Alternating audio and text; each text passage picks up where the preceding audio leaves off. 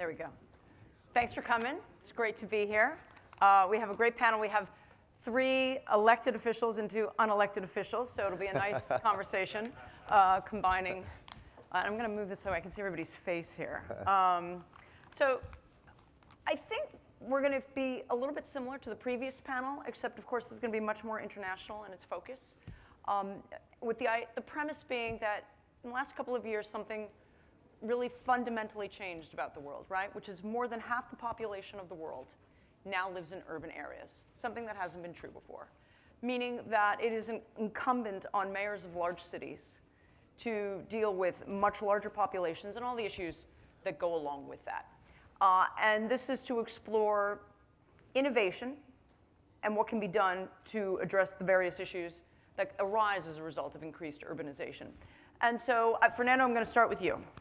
This is about innovation. I think in a conference like this, the assumption is that that's about technology. When it comes to innovating in cities, is it simply, this is a cool technology, impose it, it works? Well, thank you, Michelle. Thank you very much for the invitation. It's a pleasure to be here and to join this panel. I believe that that is a critical issue, not only in cities, but also in the corporate behavior, because right now the problem is that we confuse 3 different concepts. The one is creativity, the second one is invention, and the third one is innovation.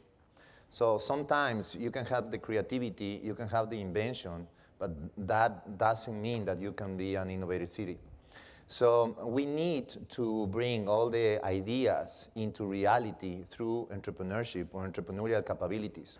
Something or some technology that can be innovation in one city cannot be innovation in another city, because the ones who says what is innovation or not is the citizen. If you have a pain, if you have a necessity, if you have something that add and capture value, that idea or that innovation will transform into innovation. And answering your question, that is one of the myths about innovation, is that every time that somebody talks about innovation, talks about technology. You can be innovative without using technology, because the innovation, MIT has a very nice and simple concept about innovation. Innovation is idea plus entrepreneurship. That is innovation. So you cannot use technology, and you can be an innovative city, you can be an innovative person, you can be an innovative corporation. Mayor Gimenez, from the host city, same question. I think that that there are a lot of different things to innovation. It doesn't have to be technology. Technology obviously is a part of it, but you can be innovative in how do you actually speed up a process. It may be simply that you eliminate certain things that may be in a code. Maybe you just go back to the commission, change the code, and we can be more effective, more efficient. That's innovation. Reduce regulation. Exactly, and so there's a whole different number of ways that you can be innovative, new ideas, doing things differently. Doesn't necessarily tie to technology. Technology can be a help, and so as let's say we are streamlining our permitting process.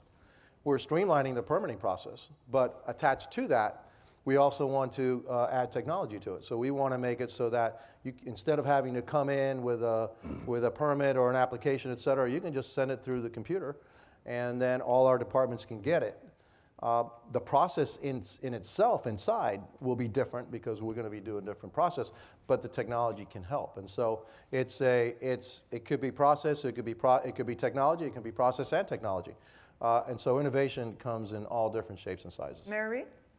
I think innovation is about who is first to the future. And so that can be related to technology, or it can be related to who has the ability to execute on the best ideas. The reason that cities are going to be, I believe, over the next decade to 20 years, the dominant forces in the economies around the world, really is because of speed. Speed and the ability to execute on ideas faster than everybody else. So what I'm hearing from CEOs, not only in the US, but globally, is they have a high level of frustration with national governments. So it really does create a moment for cities.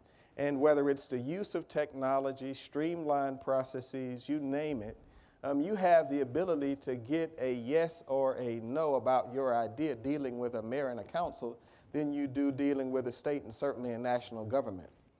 And business understands yes and no, but maybe and I don't know terrifies them.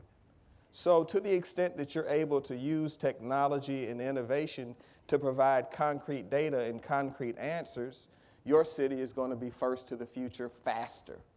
And cities that do that, I think, are going to dominate, because really all of this is about who has the access to world-class talent that lead to best-in-class jobs. And so that's why innovation has to be relevant to me. It has to end up with a higher quality of life or a quality job. And if those two things are in play, then my ears are open and we give answers faster. You reminded me of something. I'm going to tell. Don't be insulted. I'm going to tell I a love joke. it when I'm lucky. I'm going to tell a joke based on what you just said. Yeah. If a politician says yes, he or she means maybe. If a politician says maybe, he or she means no. Yeah. And if a politician says no, he or she is not a politician. Oh, that was good. You've got huge companies in your city. You've got Home Depot, Pepsi, Coca-Cola. No, we got Coca-Cola. Pepsi's New York. Pepsi is in Atlanta? Pepsi's New York. Yeah, we had our 25th anniversary for Coca-Cola. And PepsiCo, we did it on a statue on Liberty Island.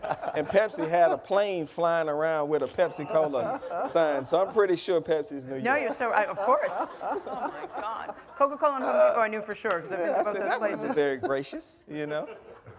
You know why? Because a lot of the reporters who cover Coke end up covering Pepsi, and they tend to be in Atlanta, though. No worries, but we do have the third largest concentration of Fortune 500. Is that, and do you speak from that experience, dealing with those folks? Yes, I do. Yeah. Yeah. I mean, do they come to you with horror stories about dealing with, like, No, Russia, I mean, you know, we actually turn it into a positive. I mean, what we're able to do, you know, we've had more headquarters relocations in the U.S. into the city limits in the last 6 years that we'd had in the previous 15, because we're able to be very aggressive and very pro-business. And I love your joke. But my record in Atlanta, when I say yes, it means yes. Yeah. So it's going to mean yes until the last minute and the last hour I'm there. And I'm pretty sure when Mayor Gimenez says yes, it's a yes. Maybe. But the thing is... Or C.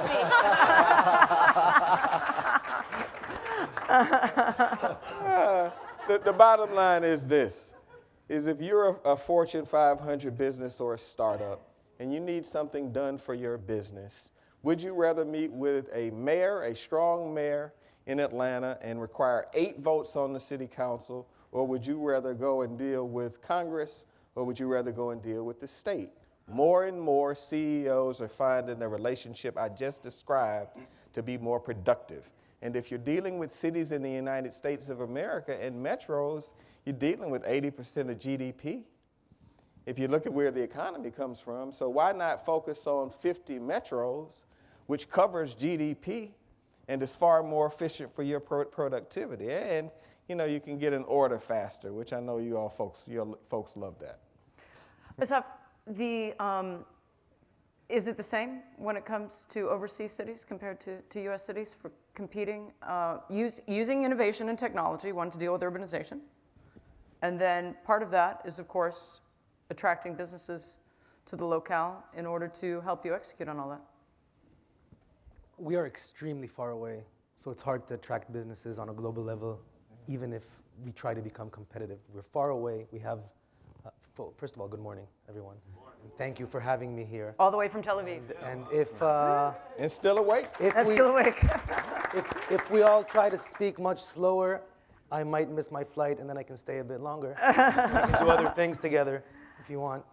I come from a small country. It has no natural resources. It doesn't have big industry at all. All it has is technical innovation, basically. And I think that, regarding what you just said, that local governments have been trying to be generally innovative for decades, but the technology has become such a big factor in these last few years that it is the best way to kind of better the quality of living in the city. Mm-hmm. One small thing, this is not the place to open this conversation, but it's creating a huge gap in quality of living between cities and rural areas. So the faster we become and the better we become, we have to start asking ourselves how to make people that live around the cities also have that experience, because at the end of the day, Mayor Reed is right. Cities have extreme power in comparison to governments. We have to start thinking about how that's going to balance out in a few years. But we decided to mold ourselves as a high-tech hub of our country. We have 1,200 startups in Israel, and 700 of them choose to be situated in Tel Aviv-Yafo, which is a huge percentage, and it's the rent is the most expensive, and city tax is most expensive, and they still choose to be there because we decided that that is one of our goals. And the way we achieved it in the beginning is to make them feel they are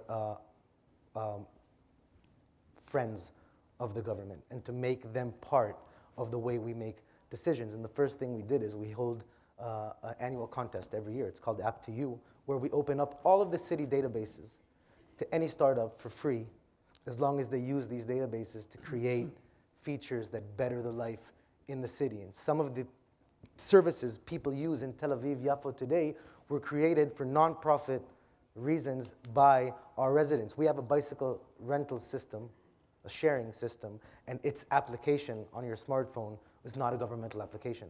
We didn't need to make one because the residents using our open data made it, and it was good enough. And that's what people use today. And we hold this contest every year and has big cash prizes as well for the good ones.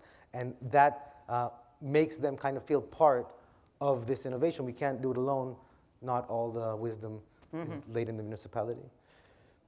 Michelle, do you want to weigh in here in terms of your experience in São Paulo? And already one of the most densely populated cities in the entire world. São Paulo has more helicopters per capita than nearly any other city in the world. If you fly over São Paulo, I see so many people nodding their heads. You're also international, so I'm telling you things you already know, I can tell. But there's helicopter landing roofs everywhere because it's so densely populated. What's São Paulo doing at this point, and how do you guys think about it in terms of the framework? I think one thing it's important to say is that if you want to have innovative cities, we must bring together the women, the seniors, and the poorest people to create innovation with us. Because innovation is not about university people that have brand new ideas and come to have investments. And we are trying to create some policies to empower women to create new technologies. We believe that if a person is having a problem inside a community, he's the best person to create a solution. So we are creating some tech hubs inside some slums in São Paulo. We have one in Heliópolis in a partnership with Facebook, which aims to teach people about technology, code, and I think this is going to be a huge project because they are going to create their own apps, their own websites for their communities. One thing I think is also important is to think we as a government, we will not create all the solutions alone. We must bring these people to our side. So, as you mentioned, we have a problem with traffic in São Paulo. Not the helicopter traffic, but the cars. We have 11 million Really people in bad. São Paulo. 11 million people in São Paulo, and everybody wants to have a car. We can't have cars for everybody. People spend it's like 3 hours in a car in traffic every single day. So could you imagine how it's bad for life? So now last year we have just launched a Mob Lab, which is a urban mobility laboratory for innovation. We bring together like startups, people from government, and all the research from the universities to create new solutions for urban mobility. We are organizing startup weekends for human mobility. We organize a lot of events because we need to bring this community together. And one project that we are aiming to do now, looking at your example in Israel, Tel Aviv, we need to create a tech hub in São Paulo. We have a strong community there, like a lot of 10 accelerators, a vibrant community, almost 3,000 startups spread in São Paulo, but it's a huge city. You need to create a tech hub, a cluster, then people can connect, such as Silicon Valley, Tel Aviv. So we are taking these projects in central area of São Paulo in order to bring people together, and I think it's going to be a new revolution for our local ecosystem. Is it the government's job to do that, or is it better, or should it happen holistically where companies get together? I mean, I'm not sure Palo Alto ever decided they were going to be what they were going to be. It's close to Stanford. A lot of people moved there, and suddenly there was just this natural concentration of people all in the same place. I mean, why is it your job to say, all you guys should be in this spot? So we have universities, but our action is to create the interest, because we cannot put people like and say by law, the new tech center of São Paulo will be here. Like you cannot do Disney, and I don't believe that tax will help to in this plan. So what we're doing is creating a sense of community inside this local. So we are reaching some place, different place in the old center of São Paulo, which is a beautiful place, and companies are going there. So we are attracting sponsor companies that have like research areas to go to the center, like IBM. Some companies are going to the center, and these companies attracts accelerators and startups. Mm-hmm. So we are not doing this alone. Actually, nothing that we have done for the last 3 years was as a government. We work in the private-public partnership in everything that we've been doing for the next. I see everybody nodding their heads on public-private partnerships. Mm-hmm. Wait, define it. In your view, what is a public-private partnership? Different things. This conference, you could say it was a public-private partnership. This was a gentleman by the name of Manny Medina had an idea, and spoke about his idea, and I was present, and I said, okay, Miami-Dade County will put in $1 million to the first conference. Why? Because it fit into what we want to do as a community. We want to create a tech hub here. We want to be an innovation center. We want to have startups, be a startup center also here. And so we invested $1 million into this particular conference, knowing that he had a track record and that we wanted to grow and to be the preeminent conference of its kind in this hemisphere. And so we did the same thing with something called Venture Hive. Venture Hive is a startup innovation center, and so we invested $750,000 in that. That's all we did. We invested in it because we believed in the people. And so public-private partnerships is, for me, it's the seed money. We provide the right conditions. We may seed it, but then it's up to the public and the private sector to take off. This conference itself is a good example. It's taking off. Venture Hive took off, and so that's what I look at in terms of public-private partnerships: creating the right environment, creating the right tax environment also for private investment, and then making sure that our regulations, et cetera, don't hinder the creative spirit, and that's what we're trying to do here in Miami. And I think implicit in what you said, and correct me if I'm wrong, is that the idea isn't to give $1 million to emerge every year. No. It was $1 million that we gave the first year, and then the second year we gave $250,000. Eventually, it'll be zero. But it's for it to take off, and so it needed some help to take off. Manny was I've known Manny for a long time, and he has created some great things in Miami. So you could see the vision, and also was very much in line with what we have here. It was called One Community, One Goal. One Community, One Goal takes the private sector, takes government, takes the educational sector, and then we mesh it together and say, these are the things that we want to do in Miami-Dade County. What do we want to do? We want to diversify the economy. And so we want to attract different businesses. Here we want technology, we want innovation, we want entrepreneurship, we want design, we want aviation. Those are the things that we want to do here in Miami-Dade. We were basically known as a tourist town. Yep. Well, we're not. And a good one.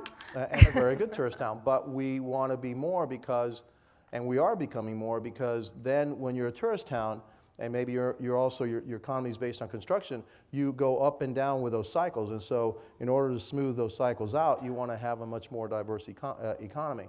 So technology was one of our target industries. We're working with our universities and our school system. We're working with the private sector, but we want to incentivize that. And so those are the things that we're doing in public-private partnership. But I say public-public-private. You have the government, you have the school system and the educational system, and then you have the private sector all joining together for the same vision, and we're all moving in the same way, in the same place, to the same goal. That is a coordinated effort, and I think that is what's going to actually give us results, and you can see it right now. Mm-hmm. Mayor Reed, how do you define the public-private partnership? I think it's about setting the table and finding mutually beneficial opportunities. And so there are spaces where the government should not be, where we can effectively partner with private sector experts who are able to execute faster than we can. So one example is we had a 2 million square foot Sears warehouse in the city of Atlanta that we held for 15, 20 years. We sold that building to a company called Jamestown that did Chelsea Market in New York. And so now a 2 million square foot building is attracting $200 million in investment and is the home of a series of technology companies like Athena Health, like Twitter. Now Google is considering moving in, and it's attracting new investment every day. So in that instance, we set the table. One, we realized we were in a business with an asset that we should not use. Then we put it in private hands. Then we changed a number of regulations to encourage technology businesses to come there, and we executed. So I think that public-private partnerships are opportunities that are viewed on a case-by-case basis. But the city sets the fundamental table. The fundamental table is a high level of safety, a high quality of life, world-class amenities, because if you're going to attract talent, talented people want to be able to enjoy themselves. We're fortunate to have Georgia Tech, the Georgia Institute of Technology, which is one of the best technology schools in the world. So we have a steady pipeline of talented individuals. We also have Emory University, and we have CDC. So we have among the largest concentration of PhDs in the United States. And so that gives these technology companies and other businesses an opportunity to have ready talent. But our job is to set the table and make sure that the environment is right for entrepreneurs, business people, and our residents to thrive. And we do that by keeping a low-tax, business-oriented environment that has led us to be an economy that's bigger than 33 states in the union. Fernando, the mayor just said something that you're far more likely to hear in the United States, and I hardly ever hear in Latin America. Mm-hmm. There are some places where government shouldn't be. Yeah. And my experiences in Latin America is that government thinks it should be everything. Yes. And there's a lot of things government's not good at. Yeah. And so it leads to not great things, right? I mean, when we talk about innovation and technology and everything else, to what degree does government in Latin America hinder the ability to do that, either because face-to-face is the way you used to get bribes, right? Corruption, very hard to do a bribe over the internet, right? I mean, the transfer is easier electronically, but, you know, I mean, that face-to-face expediting of all the permits that you need, you know, you only get that when you, right? I mean, is there any hope for Latin America on that front? Of course, yes. I mean, talking about entrepreneurship and innovation is talking about a positive way of thinking about the future. Talking about entrepreneurship and innovation is trying to be part of the solution, not the problem. And right now, in the world that we are living, and with all the changes that we have in the next 5 years, we, as either if you are in the public sector or in the private sector, you cannot talking about the other side of about enemies, or you cannot be separate from what's going on, because in order to develop your country, in order to develop Latin America, the public and the private sector needs to work together. We, as a private sector, we need to invest also in the education of our future leaders. Because right now, for example, in this same room could be the next president of one country in Latin America, or probably the next president of the United States. You don't know. So we are part of the solution, and we have to think like that. Talking about the public and the private partnership, and even about corruption, we need to talk about the ecosystem, you know? The entrepreneurial and the innovation ecosystem that we have to develop in Latin America, and even in each city, even in each community. Because one of the worst mistakes that I've seen in Latin America is that everybody wants to be Silicon Valley. So we are, in Spanish, Silicon Valley titis, you know, it's like an inflammation of Silicon Valley. because everybody wants to be Silicon Valley. So they believe that Silicon Valley, we can create the new Silicon Valley by new buildings. The edifice complex, I call it, yes. The thing is that entrepreneurship and innovation is something about a state of mind. It's talking about failure. In Latin America, for example, if you fail, I bankrupted 14 years ago, and I was like, I don't know, a thief going out of the streets, you know. Now in Silicon Valley, even in other societies, if you fail, failure is part of the learning curve. And the same happened in the public sector, you know, and the same happened in the way we teach our children, you know, how you see failure. So talking about ecosystems, we need to talk about the culture, and in talking about failure is a critical issue in Latin America. The other one is about education. 4 years ago, talking about entrepreneurship and innovation, especially entrepreneurship, it was something about, you know, a behavior or something that you are hungry, you want to make the change. But the thing is that right now, even the highest institution in the last 4 years are teaching how to be an entrepreneur. So I believe that it's not only the willingness to be an entrepreneur, the willingness to change your city, the willingness to change your country, is also about the capabilities and the methodologies that you use to be more entrepreneurial, to be more innovative in your city, your country, your house. And talking about corruption is a matter of education. And I know that there is a huge problem in Latin America, but it's a huge problem around the world. So we need to teach our children about values, as the same way that we teach our children to be entrepreneurs, to think in an innovative way. But right now, it is a huge changing about corruption in the world, in Latin America, that's happening because from 1994, that I believe that the internet was invented, until now, we are 3 billion people who are connected. And the last 10 years, I mean, we don't even know about YouTube, Facebook, Twitter, or those social media tools. But what happened in the next 5 years? We're going to be 6 billion people connected, you know? So for every person, even in the private or in the public sector, if you want to do something that is corrupted, I mean, probably 20 years ago, nobody knows it. Right now, you know, with this thing here in your pocket, you can save a conversation, record a conversation, you can take a picture. You are the journalist, you have the power. And now you have the power also to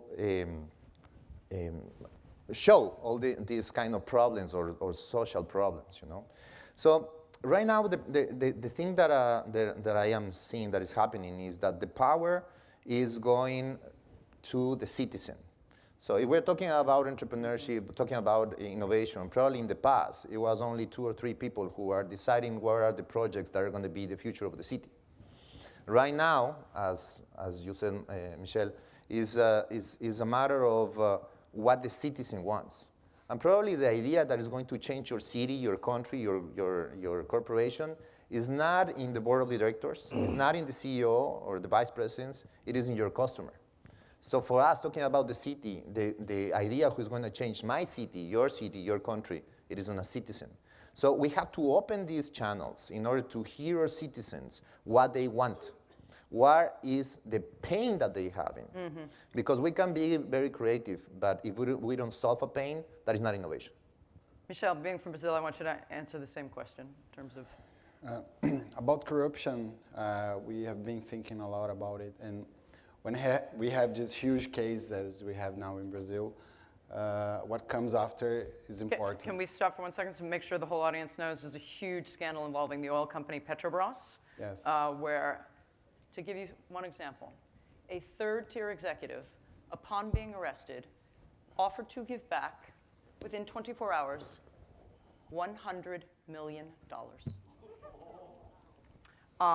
The final tally, when they came out with the numbers a couple weeks ago, was $2 billion total that had been stolen over 10 years. But this has engulfed the country, potentially engulfs the president, though she's not connected. Lula, the previous president, now under investigation for something unrelated, but suddenly, like, Brazil has exploded with this focus on corruption. So that's why I'm throwing particularly this question to Michelle. It's got to be top of mind. Corruption is something it's spread in Latin America, but it's all over the world also. And when you see some case that's Aaron, for example, and what comes after, so I think maybe in Brazil now we're gonna have more better regulations, better transparency, and after 1 or 2 years, things gonna be better. So that's what we are hoping. Maybe if these things were gonna happen like for the last years, now that we know, it's easier to control to fix it. So, is there ways that innovation and technology can help on that front beyond what Fernando just said, which is the obvious kind of, boy, everything can be caught on tape and everybody can be a publisher now. Like you can, with Twitter and YouTube, you can make things known to the whole world. For instance, every meeting at São Paulo in the City Hall, it's published on the internet. We have our goals established in the website and people can follow it, how we are accomplish their goals. So I believe that technology can help us to avoid corruption. Yes, for sure. I may make you uncomfortable with this one as well. This whole idea of government wanting to be everything. I mean, part of the issue with Petrobras is the shareholder is the government. Do you think there's going to be any changes on that front in terms of just how much government should be involved in things? I think the question would be not where should government, what they should be or how they should act. I mean, when you talk about, we have a startup program, for example, and we are not selecting the startups. We are bringing the angels, investors, to help us to select. So I don't think government can do anything because we don't have this experience to do everything. We need to build partnership with the private sector. But I think it's something that is related to Latin America. Like government do a lot of things that maybe they shouldn't do, but maybe because nobody is doing some things. We need to, for example, emerge Americas. Like if you act at the first moment, then the project goes up. So maybe we think that at some point we need to give us a little support, and then after 2 or 3 years they're gonna same model. Yes. In this case, I think it's important to have a government action. Something I didn't mention before when Asaf was talking is Israel in terms of the startups there. I mean, there's a whole book called Startup Nation, written about Israel. You've probably heard a lot of. And for many years, Israel was second only to the United States in the number of companies that it had listed on the NASDAQ in New York. Now you're like neck and neck with China. But China's got 1.4 billion people. Israel doesn't, right? I mean, your mind presence, your mind share within that space is pretty huge. You have any input on this idea of just how much government should be involved when it comes to what it should do and what does that do for inhibiting or hurting technology and in innovation and updating cities? I think government should try to be involved in the specific places where if it won't be involved, things won't happen. That's a very, very thin line. I took an Uber taxi. Love Uber. A few days ago, and the driver was using Waze here to drive around. And this started by 5 guys, not the hamburger chain, 5 guys, just 5 Israeli people in Tel Aviv that had an idea. I didn't know Waze was from Tel Aviv. Okay, great. Waze was from Tel Aviv. This is how we create revenue. It's good ideas that become global at the end because we are an extremely small market. If something works only on a local level in Israel, then it has no economical standing. But I did want to say one thing about, we've had our share of corruption in Israel in the last decade. We jail everyone though, so it's becoming better. We've had a president in jail. We have a former prime minister on his way to a long sentence in jail, Ministry of Finance. But I think that technology is making it much better. I think there's going to be less and less corruption on that issue, just for the reasons that you said. Just to go back to the enabling part, though, about the public-private cooperation, the one more thing that we do is that we allow, the hard part for a municipality is you can create a tech lab, and you can fund it, and you can bring people to have good ideas. But when it comes to urban innovation, they'll also need to use the city as a playground. And that sometimes is much harder for a municipality because it makes the municipality have to try extremely new things in the public sphere, and bureaucracy becomes hard, just like national government bureaucracy. But when it comes to parking reforms, transportation reforms, cultural reforms in the public sphere, we allow entrepreneurs to use the streets and assist them to try and do their first kind of pilot in the city, and that makes it easier for them to do. And that's where the public-private partnership exceeds. And other places that sometimes they have good ideas, but they have no income, they have no economical relevance. Mm-hmm. And then we take these ideas with their permission. And this is the one thing I wanted to say, the biggest system we've developed started out by ideas from our residents. It's called Digitel, which is, it revolutionizes the way cities speak with their residents. It's all on, your resident card in Tel Aviv is a digital resident card. And we talk to you through your phone. You pay your bills through your phone. You pay your parking tickets through your phone. You register your kids to kindergarten through your phone. If you see a pothole in the street, you can take a photo of it, and it registers automatically in our municipality. We let you know through your phone when we're closing your street for a marathon, and we let you know if there's a play that you said you'd like. And what I understood was that we don't have extreme privacy issues in Israel for some reason, because it's an opt-in system. That was going to be my question, yeah. It's an opt-in system, and everyone's opting in and giving all of their personal information, including their preferences, so that we can tell them that there's a yoga class starting in the community center soon. And the last part of it, which is the most important part of it, is how to utilize this system for better public participation. Because what used to happen was when governments tried public participation without technology, the only people that would show up were the people that were against. Right, everything. Complainers. You'd have 10 people saying all of your plans are horrible, and then if you not listen to them, you'd try to do a good thing and you'd end up being cursed. And what technology enables us to do is to ask a wide variety of people what they want, what they really want. It's easier for them because they don't have to get up from their sofa or go to a meeting. And when we go and renovate a certain neighborhood, we ask all the residents through this Digitel, what do you want to see in this neighborhood?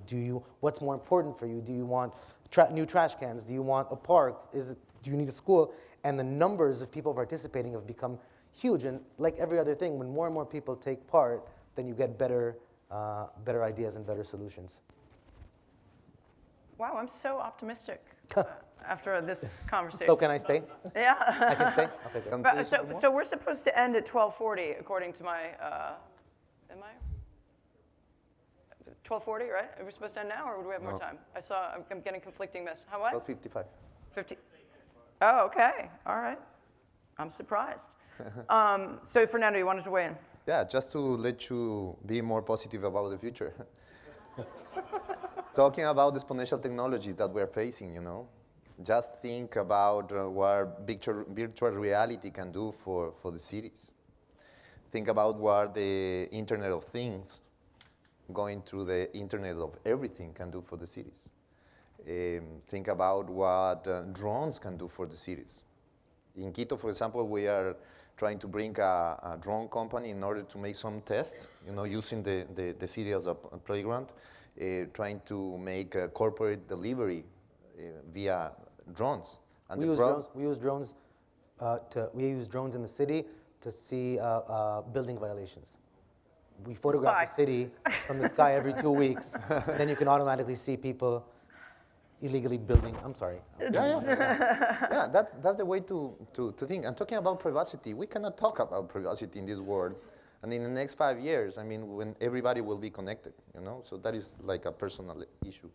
So the future is about abundance. The future is about the positive way of thinking. The future is about private and public collaboration. The future is about solutions. The future is about abundance.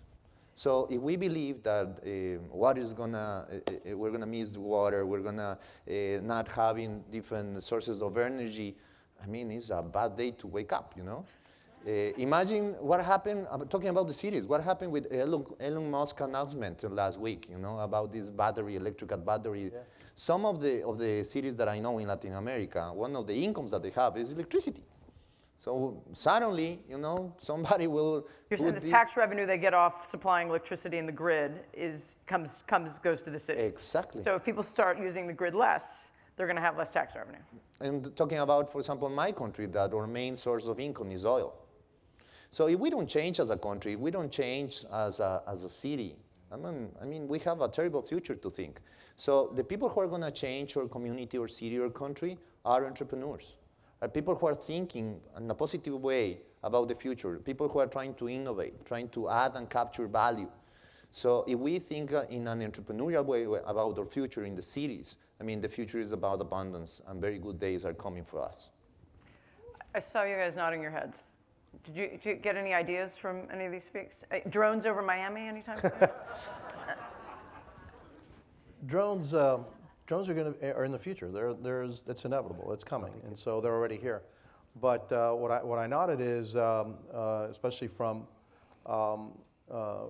our vice mayor of Tel Aviv, is that it is about citizen participation, and so we as citizens interact with each other now with technology, with Twitter and Facebook, in all kinds of different ways. But government hasn't really reached out and had that same kind of interaction with the people.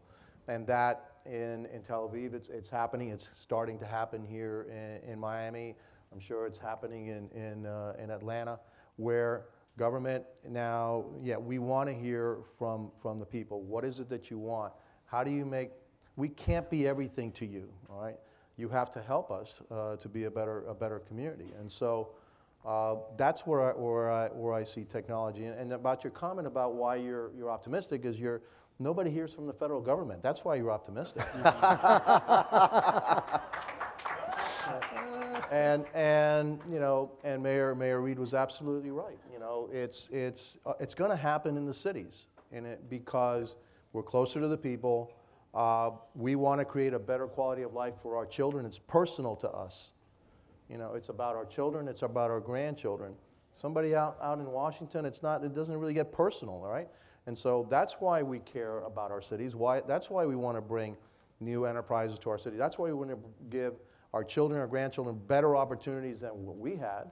That's the reasons that we want to be mayors, and that's why we have our jobs. And so, there was a book that was about to be published. It was called The Rise of the City-States, and I don't know if he changed the title of it or not, but the future is about the cities.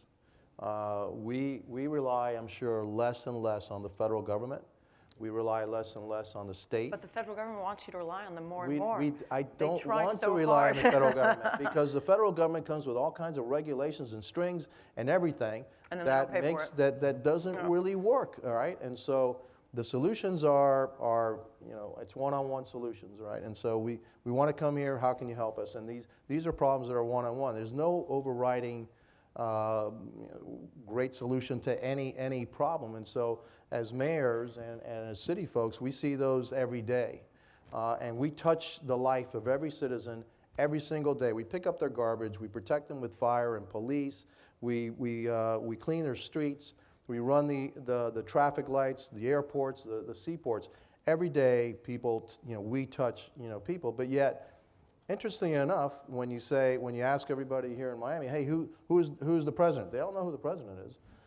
They may not know who the vice president is, but they know who the governor is. Yeah. But sometimes they don't know who their elected official is, and yet it's the elected official, local elected official, that actually touches their life every day.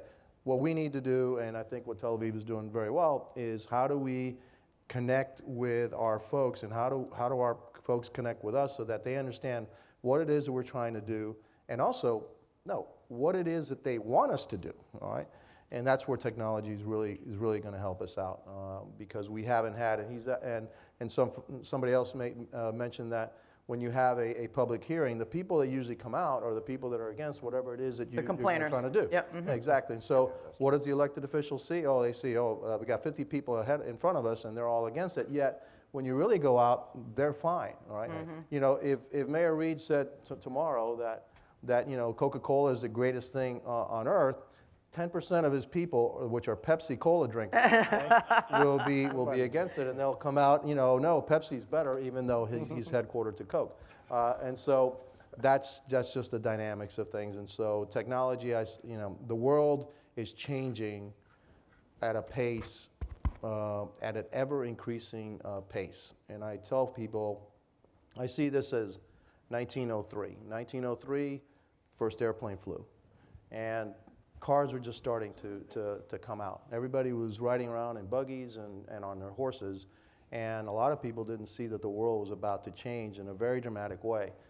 We're about to change in a very, very... Like Fernando was saying. We yeah. are about to change in a very, very dramatic way in a lot of different things, in medicine and transportation, in all aspects of our lives. And I think that the cities are better poised to be ahead of it. And if we're not ahead of it, at least react to it much more so than the states and the federal governments are, because we have to be.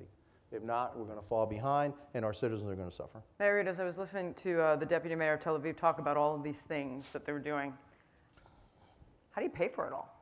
Do you worry about that? I mean, obviously you worry about that, but is it about making choices, or is the... I really do think it's about choices. I mean, I was enjoying the mayor's comments. I was just in Tel Aviv for a week during the conference on cyber technology in March. And you all are doing amazing things. Thank you. You have about 250 startups in Tel Aviv a year. But I think that these opportunities force you to be a better leader.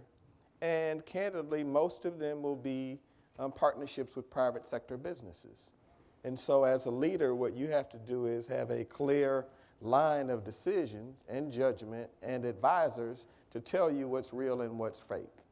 Because the worst thing you can do as a mayor is to make a big technology investment that's not used or implemented because it burns all of your successors. So if you go out as mayor and do a big deal with one of the major companies in the technology space, and it turns out not to deliver in terms of folks' expectations, you really have hampered your city's ability to move. And so I see two amazing opportunities that we really didn't talk about. I mean, one, the rise of the middle class of the 7 billion people on the planet, 2 to 3 billion over the next 30 years that'll move into the middle class. It's going to create a $3 trillion economy in cities. Mm-hmm. Because figuring out how to handle all of these folks moving into the middle class, and it's going to force cities to move into not a sustainable economy, but a circular economy. And so the circular economy is the notion that we're constantly reusing every single thing every day at all times. That's a $3 trillion business. So that's one place we have to have our eye. The second place is on the equality of women, which might sound like a bunch of political but you know, we just launched a women's entrepreneurship initiative in the city of Atlanta focused on women in the startup space, because if you really want to make your city stronger, if you're helping a mom, you're helping a household with a child in it.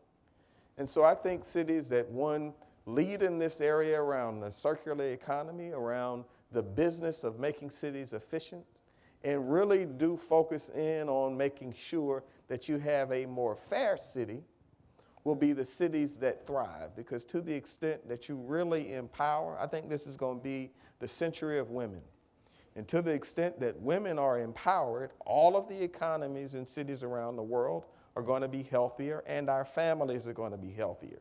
Because when you see a child in poverty, right, who may has a better likelihood of having a tough outcome, they're probably in a household where the mom isn't doing well. And so I think that needs to be a big part of our focus, and technology is a part of that as well. So I'm excited too. Sean, I'm going to give you the last word. You optimistic? Yes, actually, if you allow me, I would like to ask a question for my friends. You want to ask a question? Yes. All right, I mean, fine. it's something that I'm seeing around. Quick answers, we're running out of time. Yes. How are you dealing with this disruptive innovation? We're seeing a lot of protests around the world for Uber and others. And how do you think that as a government should react to deal with this disruptive innovation? You mean the protests that come from, like when the taxi drivers in Paris go on just strike an example, because but of you Uber? have a lot of What should the government do? Innovative solutions. Fernando? We have to He's from accelerate the private them. sector, remember, so. Yeah. We have to accelerate them. We need to develop, my idea, and it's something that we are starting to do in Quito, is to develop an innovation hub.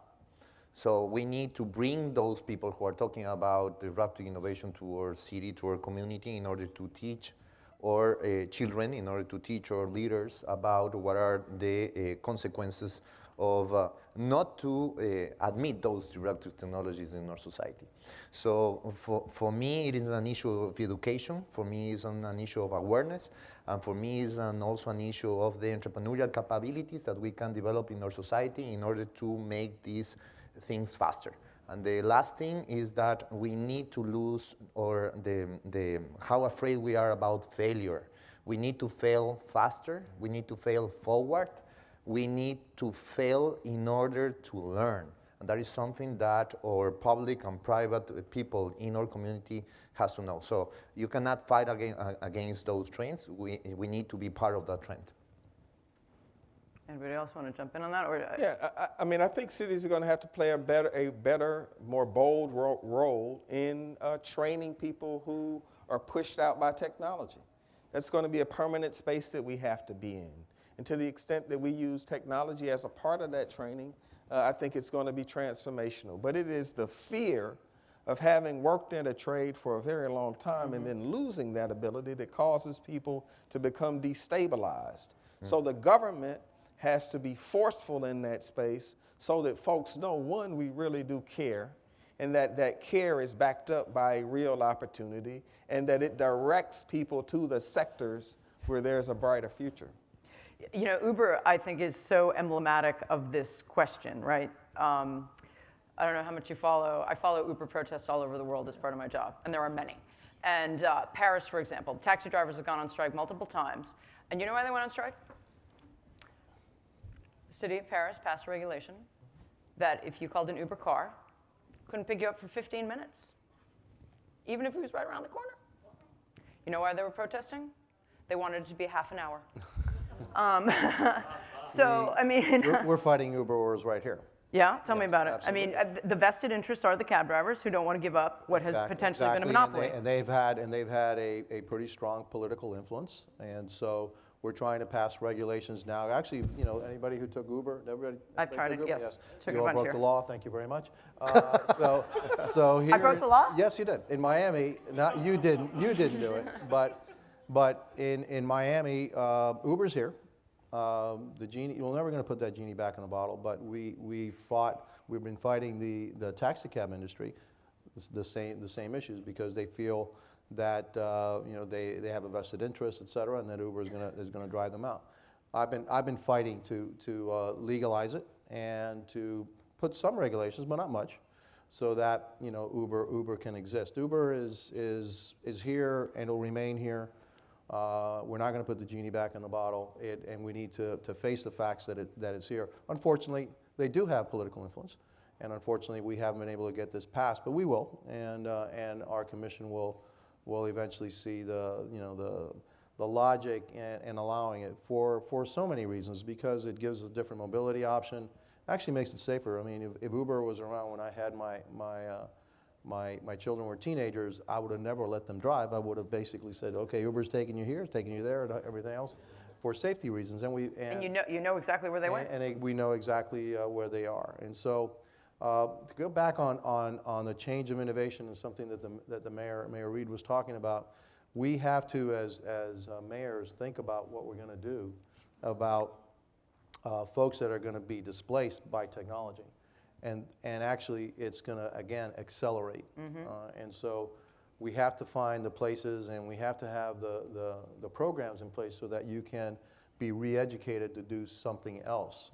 Because it could be that whatever you're in today is not going to be what you're going to be doing tomorrow. I had a conversation with our dean of a medical school. I actually believe that our medical students today, are being trained today, they may be obsolete in the next, 10, 15, 20 years. Wow.